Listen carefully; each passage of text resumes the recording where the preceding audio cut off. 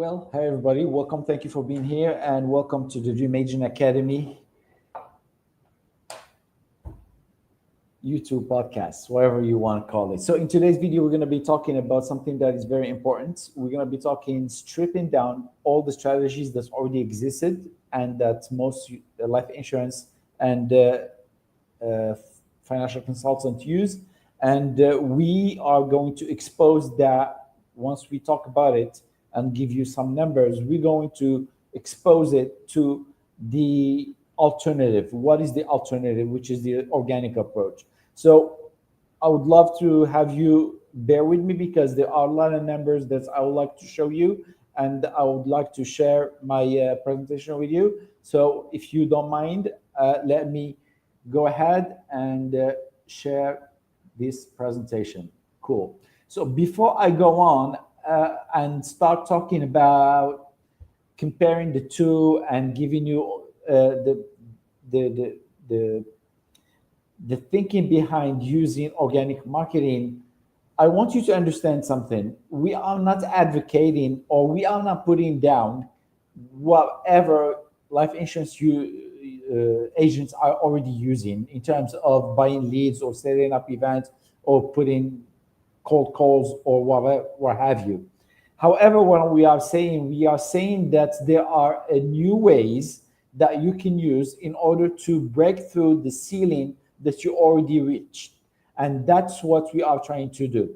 This program, this coaching program, is not for people who are just starting out, who are just trying to validate the business idea, who are trying to put food on the table. This coaching program is for people who are already making money and want to break through the ceiling that they reach, and for whatever reason they can't figure that out. So this going to give them and infuse the operation with the huge breadth in terms of strategies, in terms of vision, in terms of doing things in a completely different way. All right. So with that being said, let me make this bigger and let me go. All right. So building your own pool of buyers. So in my humble opinion, the number one reason why people struggle selling life insurance is because agent acts by instinct. So what I mean by instinct is by chasing leads on a daily basis rather than following a strategy or being magnetic so that people come to them instead of they keep going to them. That's one thing. The next thing is that the fact that agents think they are limited in terms of the strategies that they can use. So they are limited in whatever they already using in terms of cold calls or events or whatever they are you're using, they stick with that. That's not necessarily true. That's something like I mentioned many times before.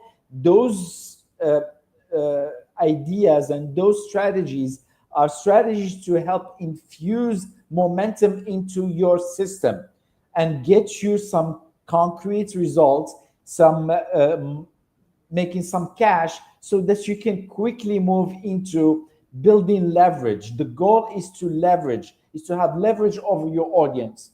If you keep going, if you keep going over and keep doing the cold calls on a daily basis, calling 50, 100 people a day, eventually you will lose breath. That's for sure. You will be burned out. So, but in case if you play it smart, you keep doing what you're doing, but in the meantime, you play smart by building a pool of audience that eventually becomes your buyers. That's where the breakthrough happens, because at any moment you can reach out to anybody, start a conversation and close them, because you are showing up on a daily basis to their feed. So I don't want to get ahead of myself. I would like to go step by step, but I just want you to understand the logic why we want you to do things in a different manner. The act of selling, especially high ticket covers the exact same steps. So either you sell life insurance or you sell your advising, your consultancy, excuse me, just turn my fan. Either you sell life insurance or consultancy as being an advisor or a financial advisor, or you sell a high ticket, doesn't matter what kind of high ticket, it's still the same process. All high ticket products requires the same journey and requires the same logic in being able to close them. At the end of the day, igniting any marketing or lead generation operation requires the exact same approach. So that's what I said. Doesn't matter what you are selling or what you sell to, what you sell or who you sell to, it's still the same thing. So first, before we start and go anywhere, let's do some math. So let's say you are trying to break through the 100K. So what does it look like to break through 100K? What the numbers they need to look like? Let's consider the average transaction client that you are selling to is a $500 a month. So if somebody buys your life insurance, they need to put like $500. For the sake of the argument, it can be more, it can be less, but for the sake of the argument, let's average it at $500. Let's say the average lifetime is between 3 and 5 years. Let's say that people only stick around to the maximum of 5 years. And let's say that the average client value, then it's $30,000 within 5 years. That's the lifetime value. So here is the question now. If our goal is to make 100K a year, then the following are the numbers we need to be shooting for on a monthly, weekly, and daily. So if we want to reach 100K, therefore we need to be doing $8,000 a month, or $2,000 a week, or $300 a day. So it's very simple now. We have a clear picture of what are the numbers that we need to target on a daily, weekly, or a monthly basis so we can reach those numbers. So now let's round this whole thing. Let's do things in reverse. If you want to make 100K, which equals to 2K a week, would probably need to conduct at least, at the very minimum, 40 sales calls a week. So at 10%, and we are being very optimistic because it's optimistic but still feasible, we can, if we conduct 40 sales calls a week, we can close 10%, which come down to 4 people, which is like $2,000 at $500 a piece per person, per client. So the following presentation, we'll go through the main scenario to help you get a clear idea on how we can do this. Because if we don't have the math behind what we do, then it's always going to look shorter. It's always to be confusing. But if you have exact number that you need to reach on a weekly, daily, and monthly basis, then at the back of your mind, you are always tracking that. And that's one thing. The next thing is, like I'm going to mention later on in this presentation, is the fact this is way too easy once you have a large pool of people that you can reach out to, that they are stepping outside, that they are crossing many stages on the journey of buyers while you are just sitting there and being yourself. Okay? It's not like it's completely different approach from just picking up a phone and making sales calls and trying to convince somebody to buy your insurance. So what are the main existing strategies? First, let's tackle a little bit, understand exactly what are the main existing strategies that most agents out there are using. The following is the classic, which is you acquire a lead, you get a lead, you call a lead, you schedule a call with the lead, you present yourself, then you say what you have to do, and then you schedule a call, then you run a sales call, and you pitch and you close. This is the normal trajectory of any sales calls. That's how basically every sales calls happen. Now, the negative or the downside about this approach is the fact that you are reaching out to completely cold people. They never heard of you, they never know you, they never trust you, and you are asking them to commit to something they don't even know who they are talking to. So it's a kind of a long it's something that you can't expect a lot of people to do unless you are some genius sales closer. So in order to, that's one thing. Another thing is the fact that you have no exposure inside your market. So when you are calling somebody, when you call in 50 people a day, you have no exposure with these people. The minute you hang up that phone, the minute you are losing that person, and you have absolutely no follow-up, they won't see you again, they won't hear about you, they won't read anything about you. So it's over. That relationship is basically over unless you make another call and you drag them again into blah blah blah blah until the end, and still nothing. Next, no time invested in building human bonds. That's another problem. No relationship, no like and trust. And worst of all, once a lead says no, then it's pretty much it. You cannot go anywhere from there and say, well, I might be able to follow up, because they already say no. So what are you going to do? You're going to call them again in a month, say, by the way, I was the one who called and you said no. Are you ready now? I already said no. It's not like if you already have that person inside your network and you showing up on a daily basis, and even though they said no, you are still able to have conversations. You are still able to approach them, talking about different aspects of life. And eventually, once you feel there is a place and a time to, once you see the time is right, then you can easily make the pitch again. And there is a huge probability that person will actually say yes, because you took the time to build the relationship. You took the time to become present in the life of that prospect. And that leads in itself to help, that person say, well, but at least I know him. I know who it is. I've been reading and following him, so I know what he's about. So this approach is limited since all interactions are based on a one-to-one. There is no leverage. The next is the referral, and the referral is, by the way, the most common, the most reliable, the most approachable approach. However, there is a big problem with the referrals, because once we dry up all our list, or once we run out of list to ask them for referrals, or just sometimes there is like 2-3 months where people don't, where those referrals, they don't respond anymore and nobody talks to, then you enter into the circle, the vicious circle, where there is, oh, this is a quiet month, oh, I need to find the new strategies, oh, I need. When the referrals are working, you are happy, everything is cool. When it's not working, then it's a quiet month.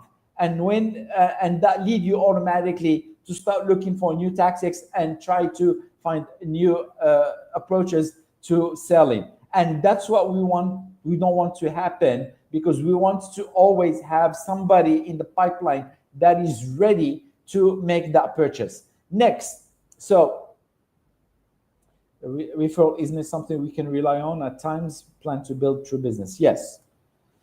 Next is buying leads. Buying leads, I'm not even going to talk about buying leads, because obviously buying leads, the numbers and the stats are telling. And personally, I have the opportunity when I was doing affiliate marketing to buy leads, but I never tried to do that, because it's just something out of 100, you may get 1 or 2. So the stats first speak for themselves, because you can only get 1 or 2 out of 100, if not less. That's one thing. The second thing is that you are investing out of pocket without even knowing what kind of outcome you will get. And the third thing is that most leads, most leads providers out there are just, they sell the same exact leads to the exact same people, to new people over and over and over again.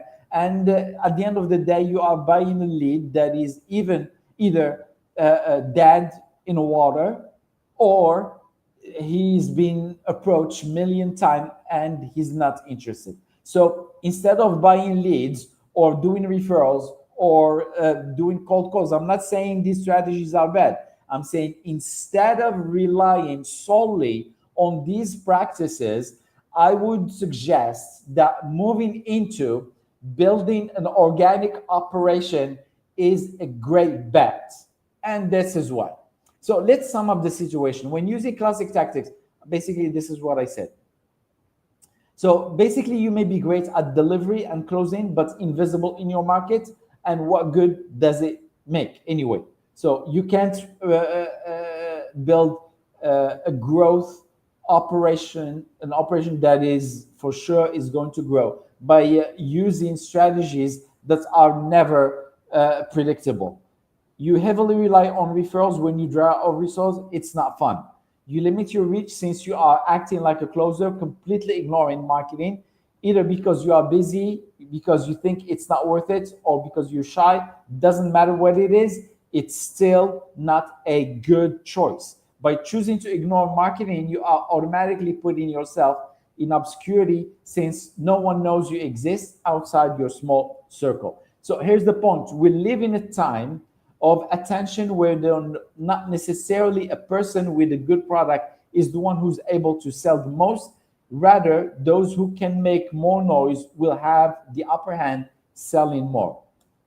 Therefore, I would love to introduce you to the organic funnel. So if attention is important, there is so much noise, then the top of a funnel is what allow us to attract and stay in our audience's radar. So I'm going to be talking about something that is very important. There is inside the market, inside the online marketing, there's a funnel, and the funnel, like you see here, is divided into 3 or 4 levels. The first level over here, the first level over here, the top of a funnel, is basically what allow us to create attention so that we can get people to say, who is this? What does this person do? How does it do it? So we just create the right attention.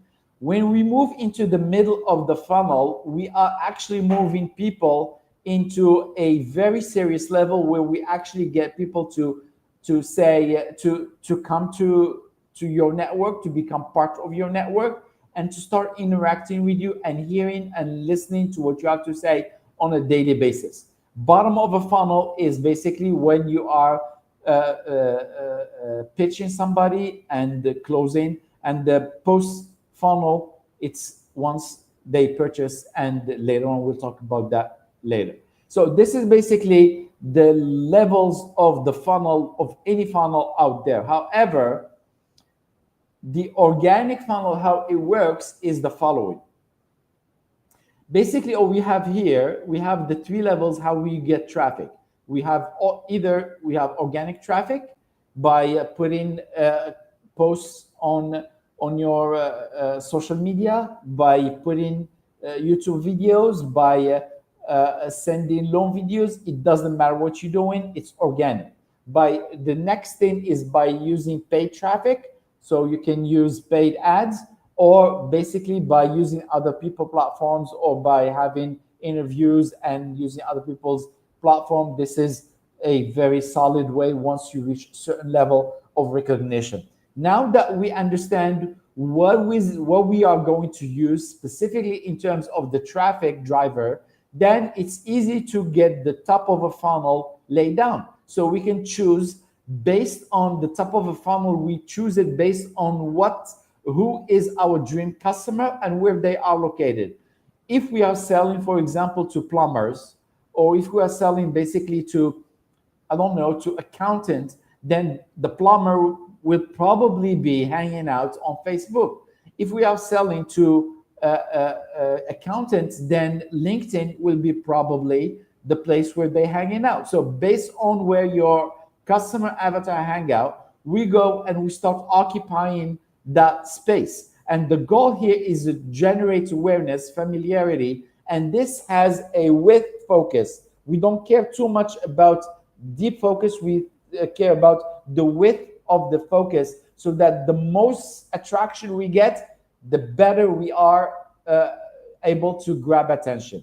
The next of the funnel is the warm traffic, and here these people, they choose to move into, they select themselves to move into your ecosystem, and here they can move into your email. You can start having conversations with them on Messenger. You can have a conversations with them on the phone, on the sales call, or you can have a conversations with them inside your group. It doesn't matter what kind of environment, ecosystem you bring people from here into here. It doesn't matter. What matters is that once a person move into the middle of a funnel, automatically the relationship becomes deeper and there is more quality. The relationship has a back and forth. It's not just from one side, it's from both sides. And it's way easier to move a conversation, invite people to either a one-on-one sales calls or to send them an offer and make them buy it. So this is basically how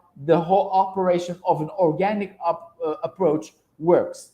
Now, in conclusion, while there is a lot that goes into each stage, I'm not going to be able to cover everything because there is a lot of information that goes into each stage. But the idea, as I mentioned earlier, is the fact of the matter. We want to have people moving into this place so that we can nurture them, stay connected with them, have conversations one-on-one with them. And when the time comes, then we can move into, invite them into sales calls and pitch them. That's how it works. So make sure we always having a warm audience. This allows us to have the advantage of all this is the fact this allows us to have a warm audience that we can reach out to any time of the day. It doesn't matter because these people, we've been working on them for the last 90 days. They know us, like us, and trust us. And on the top of it, they know that they know what we do and how we can serve them. So once we reach out to them, it's way easier. Next, by following this strategy, we are creating the front end and the back end funnel so that we are not relying only on those cold calls and losing that person once the conversation is over. No, we have the back end funnel, which is, for example, we move them into our Facebook group or our to LinkedIn group, and we have continue having a conversation with them so that even when they say no, they are still you still keep nurturing them and the conversations never stops. And being able to tag prospects who are in different stages of the funnel, top, middle, and bottom. At the end of the day, if you are not able to tag people and to tag your audience and know exactly each person where he is inside a buying journey, is he in the top of the funnel, in the middle of a funnel, or in the bottom of a funnel, then it's going to be extremely hard for you to make consistent sales. If you are not having already a system that move people through this circle, then it's going to be hard for you to make any sales. So I would highly suggest that doing all this will for sure help you move people and your audience into the process and get them to a point where they're gonna raise their hand and say, hey, I want to hear more about how you help people. Can I hear more? So you guys, if you want to know more, this is just a very introductory episode that I did, so I can get you into the mood of how we are able to help people. So if you are interested, please make sure first to request the six-figure path. That's something that will definitely help you change your mind and start implementing what I just mentioned. That's very important. If you want to know more, then please make sure to join me inside the LinkedIn group. I will put the link below so you can join me. All right. So with that being said, have a great day and talk to you soon.